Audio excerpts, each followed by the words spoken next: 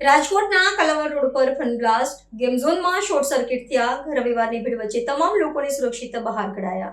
રાજકોટના કાલાવડ રોડ પર આવેલા ફન બ્લાસ્ટ ગેમ ઝોનમાં રવિવારની રજાના દિવસે અચાનક આગ ભભૂકી ઉઠતા ભારે અફરાતફરીનો માહોલ સર્જાયો હતો. ફાયર વિભાગ અને સુરક્ષા કર્મીઓની ત્વરિત કામગીરીથી આગ પર ગણતરીના સમયમાં કાબુ મેળવી લેવાયો હતો.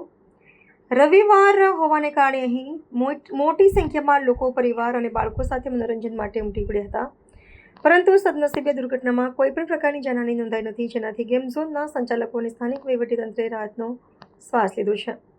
આગનું સ્વરૂપ વિકરાળ બને તે પહેલાં જ ગેમ ઝોનમાં હાજર તમામ લોકોને તાત્કાલિક અસરથી સુરક્ષિત રીતે બહાર કાઢવાની કામગીરી હાથ ધરવામાં આવી હતી. પોલીસ અને ફાયર વિભાગની પ્રાથમિક તપાસમાં શોર્ટ સર્કિટના કારણે દુર્ઘટના સર્જાઈ હોવાનું તારણ સામે આવ્યું છે.